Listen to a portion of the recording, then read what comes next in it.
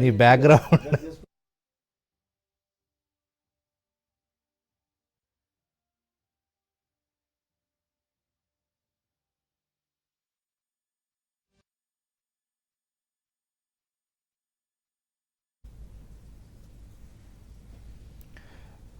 నమస్కారం, వార్తలకి స్వాగతం. ముందుగా ఈనాటి ముఖ్యాంశాలు. రాష్ట్రంలో డిఎస్సి పరీక్ష మరోసారి వాయిదా. పరీక్ష తేదీలను త్వరలో ప్రకటిస్తామన్న విద్యాశాఖ. ఎన్నికల ప్రచారంలో తమ పార్టీ అభ్యర్థులు దూసుకెళ్తున్నారన్న కేటీఆర్. సీఎం కేసీఆర్ 100 నియోజకవర్గాల్లో ప్రచారంలో పాల్గొంటారని వెల్లడి. బదిలీ అయిన ఐఏఎస్, ఐపీఎస్ అధికారుల స్థానంలో కొత్త వారికి పోస్టింగ్లు. వెంటనే బాధ్యతలు స్వీకరించిన అధికారులు. హైదరాబాద్ కమిషనర్గా సందీప్ శాండిల్యా. కాంగ్రెస్ పార్టీకి పొన్నాల రాజీనామా. పార్టీలో బీసీలకు అన్యాయం జరుగుతోందని ఆరోపణ. హమాస్పై దాడులను ఉధృతం చేసే దిశగా ఇజ్రాయెల్. గాజాను వదిలి వెళ్లిపోవాలని పాలస్తీనా పౌరులకు ఆదేశం. ఒలింపిక్స్లో క్రికెట్కు చోటు. 2028 ఒలింపిక్స్ నుండి అమల్లోకి వస్తుందని ఒలింపిక్స్ కమిటీ ప్రకటన. వివరాలు. రాష్ట్రంలో డిఎస్సి పరీక్ష మరోసారి వాయిదా పడింది. వచ్చే నెలలో జరగాల్సిన ఉపాధ్యాయ నియామక పరీక్ష డిఎస్సిని వాయిదా వేస్తున్నట్లు విద్యాశాఖ సంచాలకులు శ్రీదేవసేన ప్రకటించారు. అసెంబ్లీ ఎన్నికల నేపథ్యంలో పరీక్షను వాయిదా వేస్తున్నామని, పరీక్ష కొత్త షెడ్యూల్ను త్వరలో ప్రకటిస్తామని తెలిపారు. కాగా విద్యాశాఖ షెడ్యూల్ ప్రకారం నవంబర్ 20 నుండి 30వ తారీఖు వరకు సుమారు 5089 టీచర్ల పోస్టులకు పరీక్షలు జరగాల్సింది. అయితే ఎన్నికల నియమావళి దృష్ట్యా పరీక్షల్ని వాయిదా వేశారు. రాష్ట్రంలో ఎన్నికల బదిలీలు కొనసాగుతున్నాయి. ఇప్పటికే పలువురు ఐఏఎస్, ఐపీఎస్లను బదిలీ చేశారు. వారి స్థానంలో కొత్త వారిని నియమించారు. ఈ మేరకు ప్రభుత్వ ప్రధాన కార్యదర్శి శాంతికుమారి ఉత్తర్వులు జారీ చేశారు. కొత్తగా నియమితులైన వారు ఆదేశాలు అందిన వెంటనే బాధ్యతలు స్వీకరించారు. మరిన్ని వివరాలు. రాష్ట్రంలో అసెంబ్లీ ఎన్నికల వేళ అనూహ్యంగా భారీ స్థాయిలో ఐఏఎస్, ఐపీఎస్ అధికారులను బదిలీ చేసిన ఎన్నికల సంఘం ఎక్కువ సమయం తీసుకోకుండానే బదిలీ అయిన వారి స్థానంలో కొత్త అధికారులను నియమించింది. ఈసీ ఆదేశాల మేరకు కొత్తగా నియామకం పొందిన అధికారులు వెంటనే విధుల్లో చేరాలని ప్రభుత్వ ప్రధాన కార్యదర్శి శాంతికుమారి ఉత్తర్వులు జారీ చేశారు. సిఎస్ ఆదేశాల మేరకు సంబంధిత అధికారులు విధుల్లో చేరారు. యాదాద్రి కలెక్టర్గా రాజీవ్ గాంధీ హనుమంతు, నిర్మల్ కలెక్టర్గా ఆశీష్ సంగ్వాన్, రంగారెడ్డి కలెక్టర్గా భారతి హోళికేరి, మేడ్చల్ కలెక్టర్గా గౌతమ్ పొట్రు, రవాణా శాఖ ముఖ్య కార్యదర్శిగా వాణిప్రసాద్, ఎక్సైజ్ వాణిజ్య పనుల శాఖ ముఖ్య కార్యదర్శిగా సునీల్ శర్మ, ఎక్సైజ్ కమిషనర్గా జ్యోతి బుద్ధ ప్రకాష్, వాణిజ్య పనుల శాఖ కమిషనర్గా క్రిస్టినా నియామకమయ్యారు. హైదరాబాద్ నగర పోలీస్ కమిషనర్గా సందీప్ శాండిల్యా, వరంగల్ కమిషనర్గా అంబర్ కిషోర్ ఝా, నిజామాబాద్ కమిషనర్గా కల్మేశ్వర్ నియమితులయ్యారు. సంగారెడ్డి ఎస్పీగా రూపేష్, మహబూబ్ నగర్ ఎస్పీగా హర్షవర్ధన్, భూపాల్పల్ ఎస్పీగా కిరణ్ ఖారే బాధ్యతలు చేపట్టారు. కామారెడ్డి ఎస్పీగా సింధు శర్మ, నాగర్ కర్నూల్ ఎస్పీగా వైభవ్ రఘునాథ్, సూర్యాపేట ఎస్పీగా రాహుల్ హెగ్డే నియమితులయ్యారు. మహబూబాబాద్ ఎస్పీగా పాటిల్ సంగ్రమ్ సింగ్, జగిత్యాల ఎస్పీగా సన్ప్రీత్ సింగ్, నారాయణపేట ఎస్పీగా యోగేష్ గౌతమ్, జోగులాంబ గద్వాల్ ఎస్పీగా రితిరాజ్ బాధ్యతలు చేపట్టారు. Bureau report, Doordarshan news. Telangana assembly ఎన్నికల కోసం ఇప్పటివరకు 70 స్థానాల్లో పార్టీ అభ్యర్థులను ఖరారు చేశామని Congress screening committee chairman Muraleedharan తెలిపారు. ఢిల్లీలో స్క్రీనింగ్ కమిటీ సమావేశమైంది. పార్టీ నాయకుడు రాహుల్ గాంధీ కూడా ఈ సమావేశంలో పాల్గొన్నారు. సమావేశం అనంతరం మురళీధరన్ మీడియాతో మాట్లాడుతూ పార్టీ అభ్యర్థుల జాబితాను ఒకేసారి ప్రకటిస్తామని తెలిపారు. 70 అసెంబ్లీ స్థానాలపై చర్చ జరిగిందన్నారు. మరోసారి సమావేశమై మిగిలిన అభ్యర్థుల్ని ఖరారు చేస్తామన్నారు. వామపక్షాలతో పొత్తులపై చర్చలు జరుగుతున్నాయని తెలిపారు. అభ్యర్థుల ఎంపికలో నేతల మధ్య ఎలాంటి విభేదాలు లేవన్నారు. గెలుపు అవకాశాలు, విధేయత ఆధారంగా అభ్యర్థులు నిర్ణయిస్తామన్నారు. సమావేశంలో పార్టీ అధ్యక్షుడు మల్లికార్జున ఖర్గే, సీనియర్ నాయకులు రాహుల్ గాంధీ, టీపీసీసీ అధ్యక్షుడు రేవంత్ రెడ్డి, పార్లమెంటు సభ్యుడు ఉత్తమ్ కుమార్ రెడ్డి తదితరులు పాల్గొన్నారు.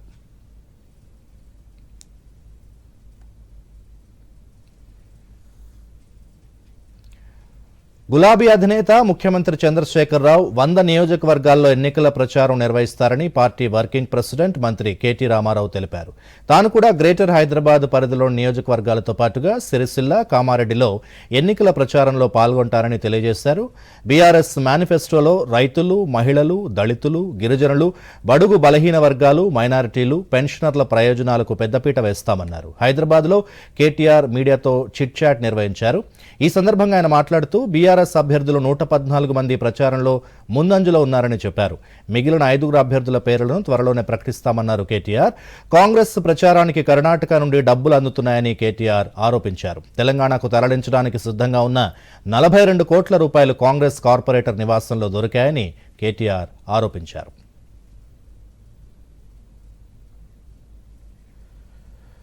కాంగ్రెస్ పార్టీ సీనియర్ నాయకుడు మాజీ మంత్రి పొన్నాల లక్ష్మయ్య ఆ పార్టీని వీడారు. కాంగ్రెస్ పార్టీ ప్రాథమిక సభ్యత్వానికి రాజీనామా చేశారు. ఈ మేరకు రాజీనామా లేఖను ఏఐసీసీ అధ్యక్షుడు మల్లికార్జున ఖర్గేకు పంపించారు. అనంతరం హైదరాబాద్లో మీడియాతో మాట్లాడుతూ పదవుల కోసం తాను రాజీనామా చేయలేదని పొన్నాల లక్ష్మయ్య స్పష్టం చేశారు.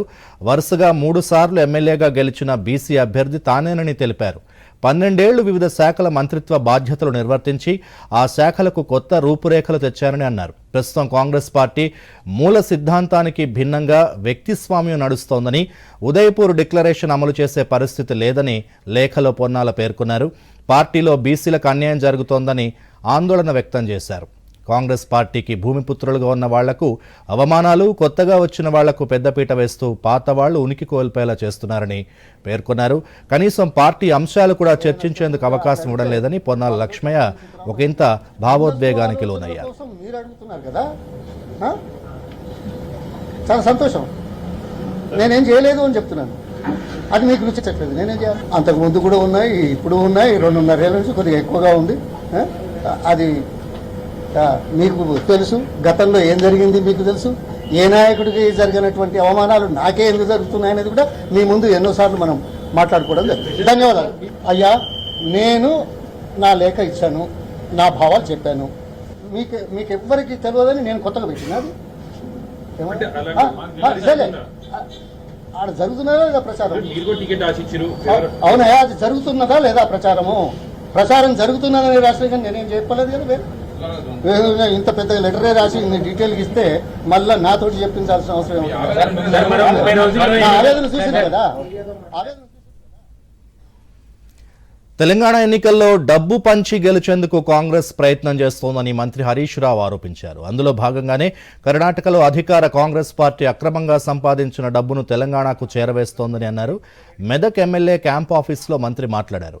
బెంగళూరులో జరిగిన ఐటీ దాడుల్లో డిప్యూటీ సీఎం డీకే శివకుమార్కు అత్యంత సన్నిహితుడైన అంబికాపతి, ఆయన భార్య అశ్వత్థ ఇంట్లో 52 కోట్ల రూపాయలు పట్టుబడ్డాయన్నారు. కర్ణాటకలో గతంలో అధికారంలో ఉన్న బీజేపీ కాంట్రాక్టర్ల దగ్గర 40% కమిషన్ వసూలు చేస్తే ఇప్పుడున్న కాంగ్రెస్ ప్రభుత్వం 50% వసూలు చేస్తోందని హరీష్ ఆరోపించారు.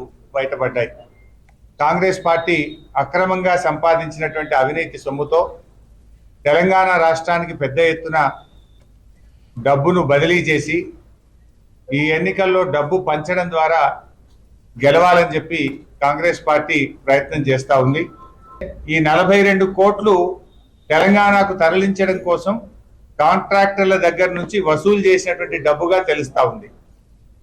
అంటే కర్ణాటక నుంచి దాదాపు 1500 కోట్ల రూపాయలు బిల్డర్ల దగ్గర నుంచి, గోల్డ్ మర్చెంట్ అసోసియేషన్ దగ్గర నుంచి, కాంట్రాక్టర్ల దగ్గర నుంచి వసూలు చేసి ఈ 1500 కోట్లతో తెలంగాణ ఎన్నికల్లో ఖర్చు పెట్టాలని, ఈ అక్రమ వసూళ్లతో, వాళ్ళు తీసుకున్న లంచాలతో ఇలా దొడ్డిదారిన తెలంగాణలో గెలవాలని ప్రయత్నం చేస్తా ఉన్నారు.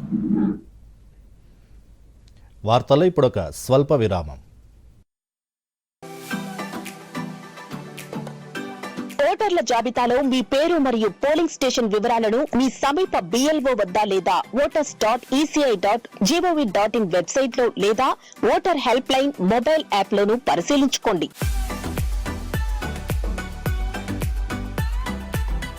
ఓటర్ల జాబితాలో మీ పేరు లేకపోతే ఫామ్ 6 నింపి ఓటరుగా దరఖాస్తు చేసుకోండి. పటిష్టమైన ఓటర్ల జాబితా తయారీకి సహకరించండి.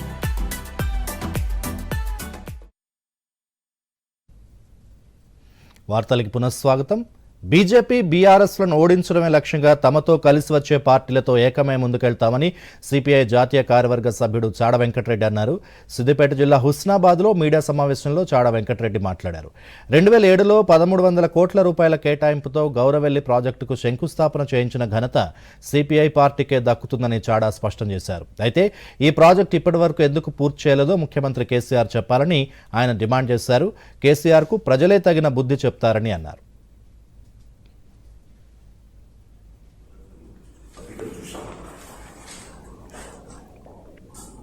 హుస్నాబాద్కు 2018లో కూడా వచ్చాడు ముందస్తు అసెంబ్లీ ఎన్నికల. అప్పుడు ఇచ్చిన హామీలు ఇప్పటికైనా అమలైనయా మా ప్రధానమైన ప్రశ్న. మా ప్రశ్నకు జవాబు చెప్పండి కేసీఆర్ అని అడుగుతుంది. ఈ ప్రాంతం అంతా కరువు ప్రాంతం, వెనుకబడ్డ ప్రాంతం. తప్పనిసరిగా నేను గుర్తు చేసుకొని కూర్చుంటే నేను గౌరవెల్లి ఇవన్నీ ప్రాంతం అంతా ప్రాజెక్టు పూర్తి చేస్తాను. నీకు పెద్ద కుర్చీ ఇచ్చిన ప్రజలు నీ హామీ ఇప్పటి వరకు ఎందుకు అమలు కావాలి? పోలీసు పహాల మధ్య లాఠీ చార్జ్ చేస్తూ, కేసులు పెడుతూ, భయప్రాంతం గురి చేస్తూ, ఖాళీ చేస్తూ, గౌరెల్లి, ముడాటిపల్లె, తెలుగుపల్లె ఆ ప్రాంతాల సర్పంచ్ తండాల ప్రాంతాల ప్రజల్ని భయభ్రాంతాలను గురి చేసినాం. తెలంగాణకు పసుపు బోర్డు తెచ్చిన విధంగా నిజాం షుగర్ ఫ్యాక్టరీని తెరిపిస్తామని నిజామాబాద్ ఎంపీ ధర్మపురి అరవింద్ హామీ ఇచ్చారు. రాష్ట్రానికి పసుపు బోర్డు మంజూరు రైతుల విజయమని అన్నారు. జగిత్యాల జిల్లా మెట్పల్లిలో పసుపు రైతుల కృతజ్ఞత సభకు ఎంపీ అరవింద్ ముఖ్య అతిథిగా హాజరయ్యారు. ఈ సందర్భంగా ఎంపీ ధర్మపురి అరవింద్ మాట్లాడుతూ నిజామాబాద్ ప్రజలకు ఇచ్చిన మాట ప్రకారం పసుపు బోర్డు మంజూరు చేయించామని చెప్పారు. అలాగే చక్కెర కర్మాగారాన్ని కూడా తెరిపిస్తామన్నారు. పసుపు బోర్డు ఏర్పాటు వల్ల అనేక ప్రాసెసింగ్ యూనిట్స్ ఇక్కడికి వస్తాయని, దీనివల్ల పసుపు క్వింటాలకు 15,000 వరకు ధర పలికే అవకాశం ఉంటుందని అరవింద్ పేర్కొన్నారు. పసుపు పంటని, పసుపు రైతుల యొక్క శ్రేయస్సు కోసం జాతీయ పసుపు బోర్డుని పెట్టాలని మా ప్రభుత్వం నిర్ణయం చేసింది. వాల్యూ అడిషన్ అంటే ప్రాసెసింగ్ యూనిట్లు, ప్యాకేజింగ్ యూనిట్లు. మీకు పసుపు బోర్డు రావడమే కాదు, మీరు ఎడబెట్టుడు, ఉడకబెట్టుడు ఈ బాధలు కూడా అంతే ప్రాసెసింగ్ యూనిట్లు వస్తాయి. అవి అయిపోయినాక అట్లా తొందరపడకుండా మీకు కోల్డ్ స్టోరేజ్లు, వేరప్పులు నెల రోజులు, 20 రోజులు, 2 నెలల కోసం మీరు పెట్టుకోవడానికి ఇన్ఫ్రాస్ట్రక్చర్ కూడా జరుగుతుంది అన్నాడు. ఇవాళ పసుపు యొక్క ఉత్పత్తులు దేశం 1,600 కోట్ల విలువ చేసేవి ఎక్స్పోర్ట్ చేస్తున్నవి. 2030 సంవత్సరం దాకా ఈ టర్మరిక్ బోర్డు, ఈ పసుపు బోర్డు బాధ్యత ఆ 1,600 కోట్ల ఎక్స్పోర్ట్ ని 8,400 కోట్లకి పెంచాలి. స్కిల్ డెవలప్మెంట్ కేసులో టీడీపీ అధినేత చంద్రబాబు నాయుడు క్వాష్ పిటిషన్పై సుప్రీంకోర్టులో ఇవాళ కూడా వాదనలు కొనసాగాయి. ఈ కేసులో సెక్షన్ 17A వర్తిస్తుందని చంద్రబాబు తరపు న్యాయవాది సిద్ధార్థ్ లూథ్రా వాదించగా, సిఐడి తరపున సీనియర్ న్యాయవాది ముకుల్ రోహత్గి వాదనలు వినిపించారు. ఇరువైపులా సుదీర్ఘ వాదనలు విన్న జస్టిస్ అనిరుద్ధ బోస్, జస్టిస్ బేలా ఎం త్రివేది ధర్మాసనం తదుపరి విచారణను ఈ నెల 17వ తేదీకి వాయిదా వేసింది. ఇదిలా ఉండగా చంద్రబాబు ఆరోగ్య విషయంలో జోక్యం చేసుకోవాలని కోరుతూ పార్లమెంట్ సభ్యుడు కనకమేడల రవీంద్ర కుమార్ ప్రధానమంత్రి నరేంద్ర మోదీకి లేఖ రాశారు. అయితే చంద్రబాబు ఆరోగ్య విషయంలో ఆందోళన చెందాల్సిన అవసరం లేదని జైళ్ల శాఖ డీఐజీ రవికిరణ్ తెలిపారు.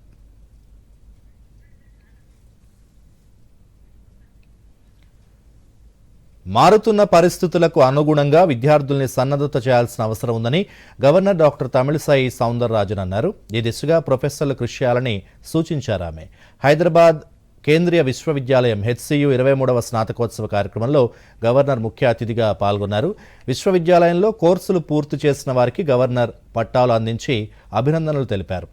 ఈ సందర్భంగా తమిళిసై మాట్లాడుతూ మాతృభాషలో బోధన వల్ల విద్యార్థుల్లో జిజ్ఞాస పెరుగుతుందన్నారు. ప్రస్తుత పోటీ ప్రపంచంలో ఉన్నత విలువలతో పనిచేయాల్సి ఉంటుందని, ఇందుకు తగ్గట్టుగా అభ్యసించాలని సూచించారు. దేశీయ విదేశీ విద్యార్థులకు హైదరాబాద్ కేంద్రీయ విశ్వవిద్యాలయం మెరుగైన విద్యను అందిస్తోందని గవర్నర్ కొనియాడారు. I will take only for 40 minutes. 40 minutes for teaching. 20 minutes for you to relax. So I am graded as the best teacher because I give them time. So my appeal is, I always say, hold the students like a glass tumbler. Don't press too much. Don't be relaxed too much also. Handle them very carefully because they are the precious leaders of the future. I have seen so many children after giving opportunities. So my appeal to the students, sharpen your talents each and every day. What you are today, tomorrow, little improvement. I was reading a book, The Magic of Early Risers. I have learned that because I rise at 4:30. Whatever may be the time which I go to bed, I have a habit of getting up 4:30. Because I'm a busy person, from 4:30 to 6:30 only the time which I get for reading, for yoga and everything.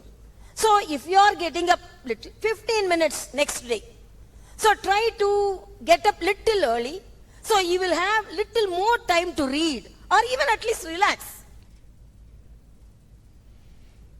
కేంద్ర విద్యాశాఖ సహకారంతో IIT Hyderabad నిర్వహించిన model G20 పోటీలు ఘనంగా ముగిశాయి. ఈ సందర్భంగా ఈరోజు ఐఐటి హైదరాబాద్లో జరిగిన అవార్డుల ప్రదానోత్సవ కార్యక్రమంలో కేంద్ర విద్యాశాఖ సంయుక్త కార్యదర్శి సంజయ్ కే మూర్తి ముఖ్య అతిథిగా పాల్గొని విజేతలకు నగదు బహుమతులు అందజేశారు. గత 6 నెలలుగా 3 విడతల్లో జరిగిన మోడల్ G20 పోటీల్లో దేశవ్యాప్తంగా 4,000 మంది విద్యార్థులు పాల్గొన్నారు. వారిలో ఎంపికైన 7 విజేతలకు 50,000 రూపాయల చొప్పున నగదు బహుమతి అందజేశారు. ప్రపంచ సవాళ్లను పరిష్కరించే దిశగా విద్యార్థులు, ఆవిష్కర్తలను ప్రోత్సహించే లక్ష్యంతో ఈ పోటీలు జరిగాయి. ఈ సందర్భంగా సంజయ్ మూర్తి మాట్లాడుతూ నూతన జాతీయ విద్యా విధానం నేపథ్యంలో మోడల్ G20 ఒక అత్యుత్తమ చర్యగా ఆయన అభివర్ణించారు.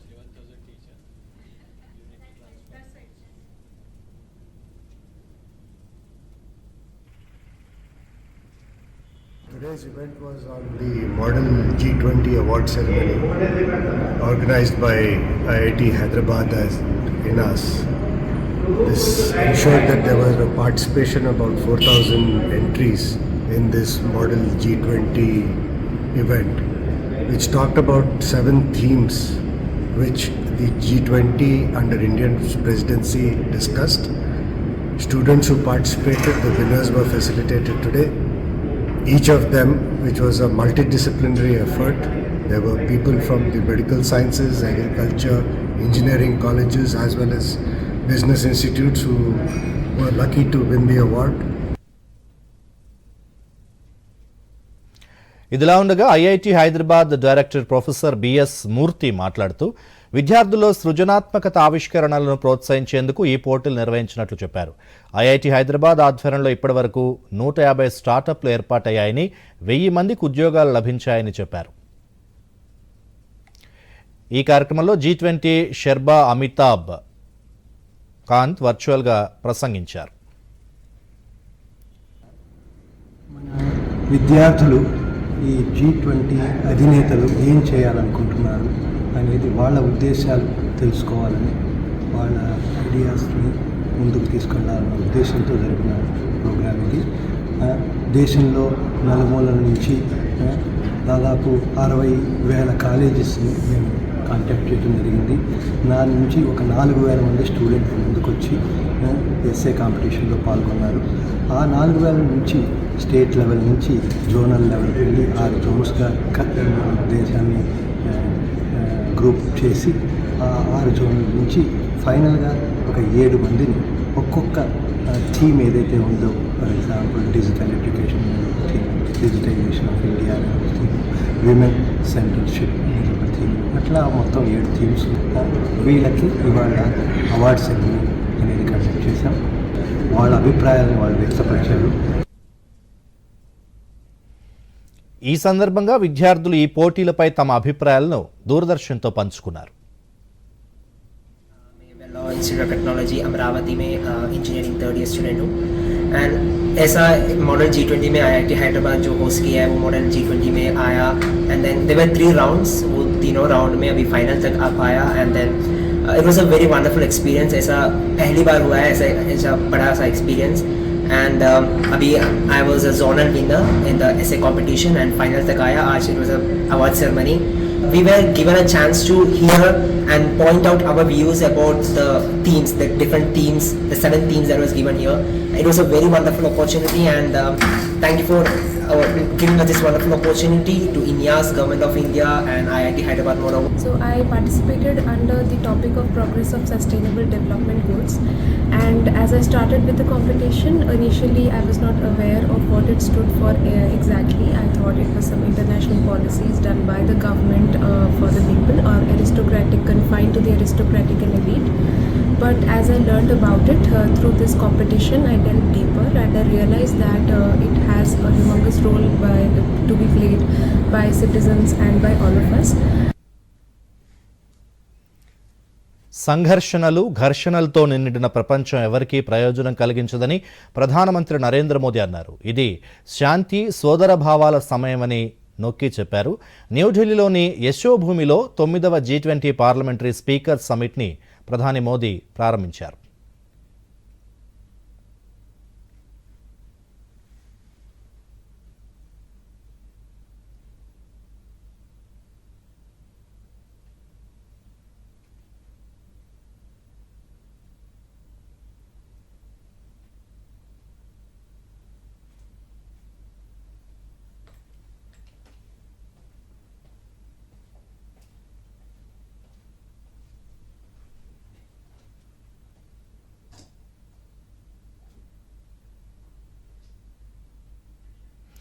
ఈ సందర్భంగా మోదీ మాట్లాడుతూ ఉగ్రవాదం ఏ రూపంలోనైనా మానవత్వానికి విరుద్ధమని అన్నారు. విభజించబడిన ప్రపంచం తన ముందున్న సవాళ్లకు పరిష్కరించలేదన్నారు. అందరి అభివృద్ధి సంక్షేమం కోసం కలిసికట్టుగా ముందుకు సాగాల్సిన తరుణం ఇదేనని అన్నారు.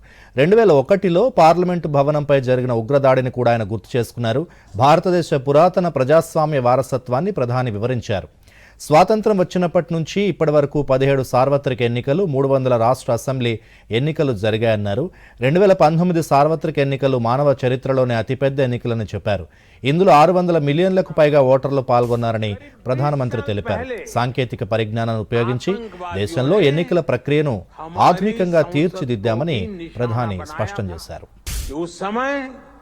संसद का सत्र चल रहा था, आतंकियों की तैयारी सांसदों को बदनक बनाने की, उन्हें खत्म करने की थी। भारत ऐसी अनेकों आतंकी वारदातों से निपटते हुए आज यहां पहुंचा है। जैसा कि आप जानते हैं कि भारत दशकों से क्रॉस बॉर्डर टेररिज्म का सामना कर रहा है। आतंकवादियों ने भारत में हजारों निर्दोषों की जान ली है। संसद के नए भवन के पास ही आपको भारत की पुरानी संसद भी दिखाई देगी। करीब 20 साल पहले आतंकवादियों ने हमारी संसद को भी निशाना बनाया था और आप जानकर चौंक जाएंगे कि उस समय संसद का सत्र चल रहा था। आतंकियों की तैयारी सांसदों को बदनक बनाने की, उन्हें खत्म करने की थी। గత 5 ఏళ్లలో 13.5 కోట్ల మందికి పైగా భారతీయులు పేదరికం నుంచి బయటపడ్డారని కేంద్ర సమాచార ప్రసార యువజన వ్యవహారాలు క్రీడల శాఖ మంత్రి అనురాగ్ ఠాకూర్ తెలిపారు. ముంబైలో మంత్రి మీడియాతో మాట్లాడారు. గరీబ్ కళ్యాణ్ ఆశయానికి కేంద్ర ప్రభుత్వం కట్టుబడి ఉందన్నారు. దేశంలో 4 కోట్ల మందికి పక్కా గృహాలు, 12 కోట్ల కుటుంబాలకు మరుగుదొడ్లు నిర్మించామన్నారు. 13 కోట్ల కుటుంబాలకు పైపుల ద్వారా నీటి సౌకర్యం కల్పించామని తెలిపారు. కేంద్ర ప్రభుత్వం 80 కోట్ల మందికి ఉచితంగా రేషన్ అందజేస్తోందన్నారు. ఆయుష్మాన్ భారత్ పథకం కింద నిరుపేదలకు ప్రభుత్వం 5 లక్షల రూపాయల ఆరోగ్య రక్షణ కల్పిస్తోందని పేర్కొన్నారు. గత 9 సంవత్సరాల్లో దేశంలో క్రీడలకు బడ్జెట్ 3 రెట్లు పెరిగిందని చెప్పారు. అంతర్జాతీయ ఈవెంట్లలో భారత ఆటగాళ్లు అద్భుతంగా రాణిస్తున్నారని అనురాగ్ ఠాకూర్ एनडीए के పేర్కొన్నారు. नेता भी हैं और आगामी लोकसभा चुनाव जो अप्रैल मई 2024 में आएंगे उसके लिए धरातल पर पार्टी को और मजबूत करें, एनडीए की ताकत और बढ़े। इसके लिए लगातार हर राज्य में भारतीय जनता पार्टी संगठनात्मक बैठकें भी कर रही, कार्यक्रम भी कर रही है और 2024 के चुनाव को लेकर रणनीति भी तैयार कर रही है।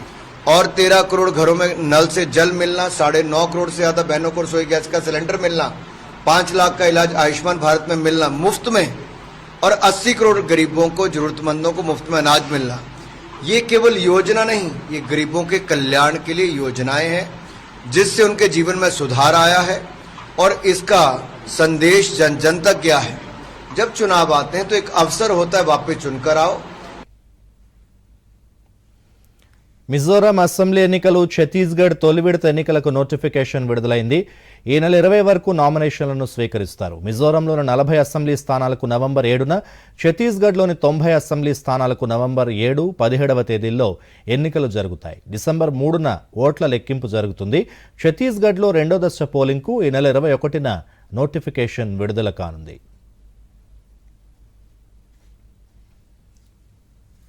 హాలీవుడ్ నటుడు, నిర్మాత మైఖేల్ డగ్లస్కు అరుదైన గౌరవం దక్కింది. సత్యజిత్ రే జీవిత సాఫల్య పురస్కారానికి ఆయన ఎంపికయ్యారు. గోవాలో జరిగే 54వ అంతర్జాతీయ చలనచిత్రోత్సవంలో ఈ పురస్కారాన్ని అందజేస్తారు. కేంద్ర సమాచార ప్రసార శాఖ మంత్రి అనురాగ్ సింగ్ ఠాకూర్ దీనిపై ప్రకటన చేశారు. మైఖేల్ డగ్లస్ భార్య క్యాథరీనా జీటా జోన్స్ కూడా ఈ కార్యక్రమంలో పాల్గొంటారు.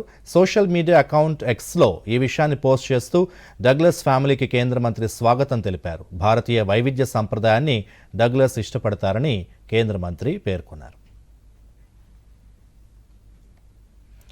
కోడిగుడ్ల వ్యాపారానికి విశ్వవ్యాప్తంగా వృద్ధి చేస్తున్న వారికి అందించే international egg person of the year 2023 award హైదరాబాద్కు చెందిన Srinivasa farm group chairman Chitturu జగపతిరావుని వరించింది. ఇంటర్నేషనల్ ఎగ్ కమిషన్ అందించిన ఈ అవార్డును ఆయన కుమారుడు సురేష్ రాయుడు అందుకున్నారు. ఆసియా దేశాల నుంచి ఈ అవార్డును అందుకున్న తొలి వ్యక్తి జగపతిరావు కావడం విశేషం.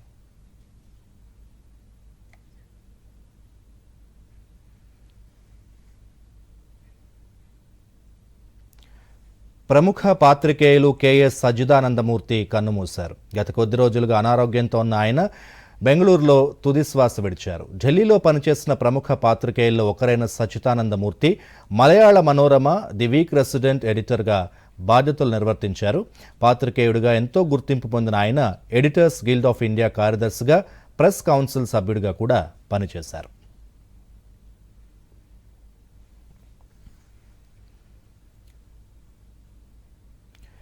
ఇజ్రాయెల్ సేనలు హమాస్ ఉగ్రవాదుల మధ్య భీకర పోరు కొనసాగుతున్న నేపథ్యంలో ఇజ్రాయెల్లో చిక్కుకున్న భారతీయుల్ని వెనక్కి తీసుకొచ్చే ఆపరేషన్ అజయ్ ప్రారంభమైంది.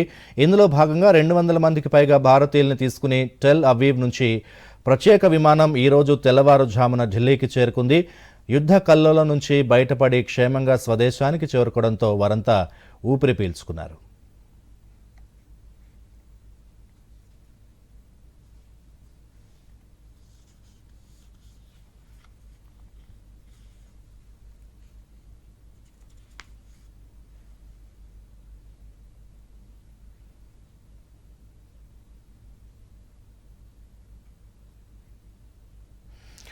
మరోవైపు హమాస్ మిలిటెంట్ల ఏరివేతే లక్ష్యంగా గాజాపై ఇజ్రాయెల్ బాంబుల వర్షం కురిపిస్తోంది. ఇప్పటివరకు గాజాలోని 3600 హమాస్ స్థావరాలపై దాడులు చేసినట్లు ఇజ్రాయెల్ వైమానిక దళం ఒక ప్రకటనలో పేర్కొంది.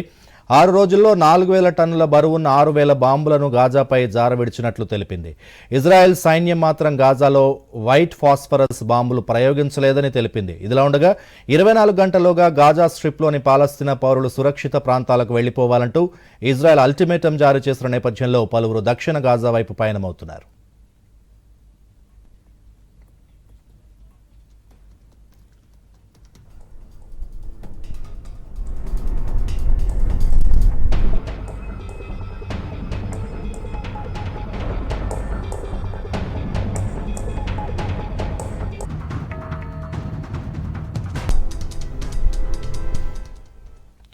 ఒలింపిక్స్లో క్రికెట్కు చోటు కల్పించాలని అంతర్జాతీయ ఒలింపిక్స్ కమిటీ ఐఓసీ నిర్ణయించింది. 2028లో లాస్ ఏంజల్స్లో జరగబోయే ఒలింపిక్స్లో T20 క్రికెట్ టోర్నీ నిర్వహించనున్నారు. ఈ మేరకు ఐఓసీ ట్వీట్ చేసింది. వచ్చే ఒలింపిక్స్లో క్రికెట్తో పాటు బేస్బాల్, ఫ్లాగ్ ఫుట్బాల్, లాక్రోసీ, స్క్వాష్ క్రీడలకు కూడా చోటు కల్పించారు.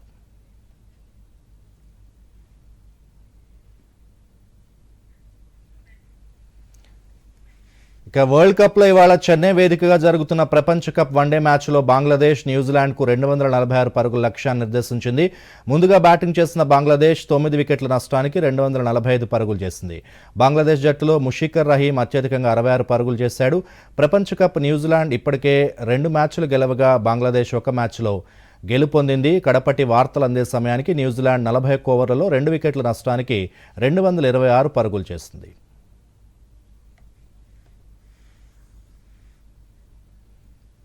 ఈ వార్తలు ఇంతటితో సమాప్తం. నమస్కారం.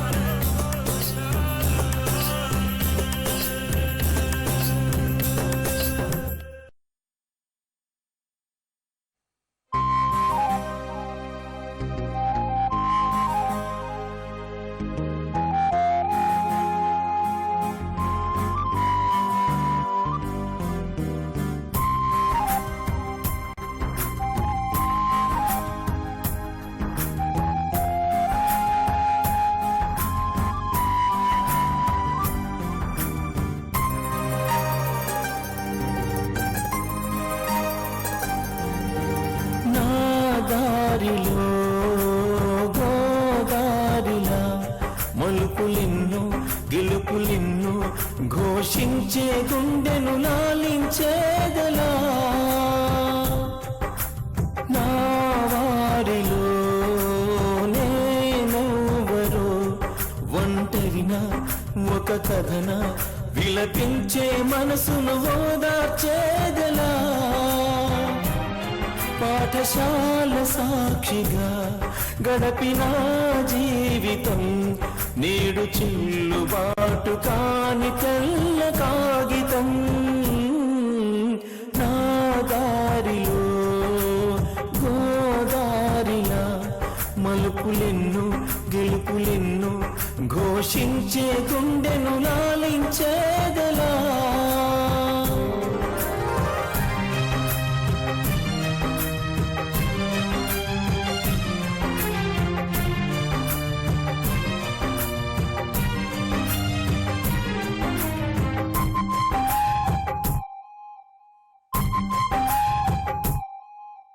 నాకున్న కలలన్నీ కన్నీటి జ్వాలలై రగిలాయి ఎదలోనా ఆపేదెలా నా నీడే నన్ను తరిమి వెంట వెంటాడు వేళలో పరిగెత్తి కాలాన్ని ఆపేదిలా నా ఆశలు చేదారు నా అంకెలు తారుమారు ఇది విధితో నా పోరు ఇది విధితో నా పోరు నా దారిలో గోదారిలా మలుపులిన్ను గెలుపులిన్ను ఘోషించే గుండెను లాలించేదెలా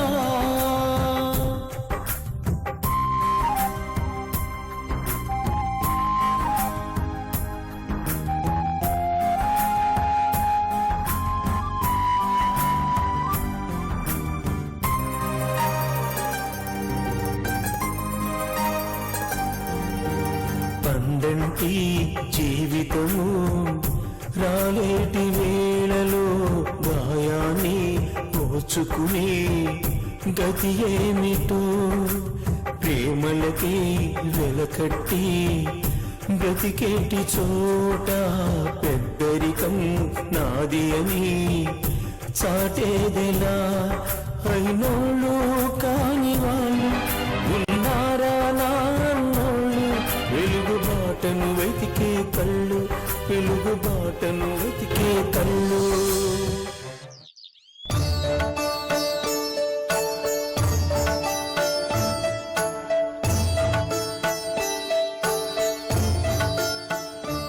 సార్ ఆడికి బయలుదేరిండ్రు ఆ గోపాల్ హోటల్కు పోతున్నానయ్యా భోజనం చేయడానికి. గజేన్ సార్ ఇంట్లో ఎవరు లేరా ఎవరి పని వారిది. అట్లెట్లా సార్ ఎక్కడ పోయిండ్రు అందరూ చెప్తారా ఏంది? పెళ్లిళ్ళు పేరంటాలు ఎవరి ప్రోగ్రాం వాళ్ళది. ఇంట్లో నేనొకను ఉన్నానన్న సంగతి వాళ్ళు గుర్తిస్తే కదనయ్యా. మా ఇంటికి పోదాం పదండి, అక్కడ భోంచేద్దాం. మీ ఇంటికి కాదయ్యా, మనమిద్దరం